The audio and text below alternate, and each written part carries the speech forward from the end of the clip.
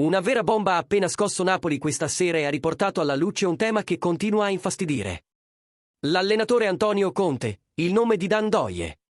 Siamo tornati con un nuovo aggiornamento speciale sul nostro amato Napoli, portandovi le informazioni più calde e le rivelazioni più esclusive direttamente dai retroscena del club. Come sempre, il nostro impegno è quello di tenervi informati su tutto ciò che può influenzare il futuro della squadra. Quindi, prima di entrare nel vivo di questa notizia esplosiva, lasciate un like al video e iscrivetevi al canale, perché stanno arrivando grandi novità.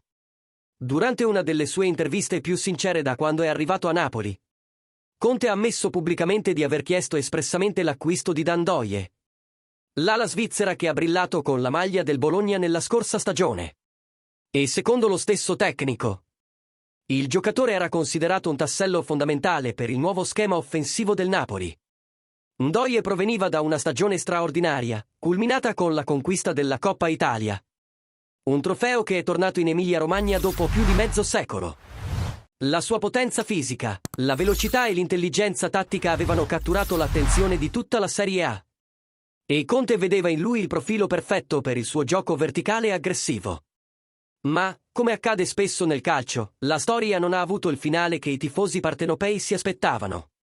Il Napoli ha provato con insistenza. Il presidente Aurelio De Laurentiis e il direttore sportivo Giovanni Manna avevano avviato contatti diretti con il Bologna. Ma la cifra richiesta fu considerata troppo alta per il budget disponibile in quel momento. Nonostante la determinazione della dirigenza, la trattativa è crollata di fronte alla concorrenza di un club con risorse economiche superiori, il Nottingham Forest, della Premier League. La squadra inglese è entrata con decisione nella corsa, presentando un contratto milionario e un progetto finanziario difficile da rifiutare. E anche se Ndoye non ha mai chiuso le porte al Napoli, anzi, si era mostrato interessato a lavorare con Conte, l'offerta inglese si è rivelata decisiva. Così, il talento svizzero ha attraversato la Manica per approdare in Inghilterra, lasciando a Napoli un retrogusto di rimpianto. Col passare dei mesi, però, la domanda è inevitabile: ne è davvero valsa la pena, Dan?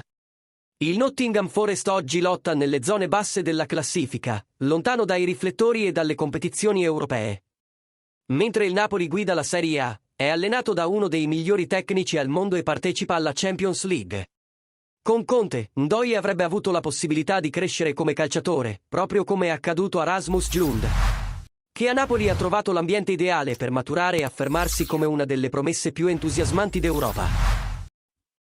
Per Conte, Ndoye non è semplicemente un'occasione mancata. È l'unico vero rimpianto dell'ultima finestra di mercato. Un talento in cui credeva fermamente e che avrebbe voluto trasformare in un protagonista assoluto del suo progetto tecnico.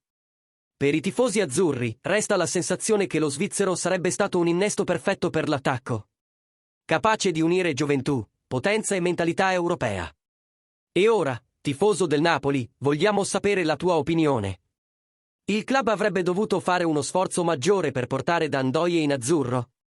Oppure la rosa attuale ha già dimostrato di essere all'altezza per mantenere il Napoli al vertice?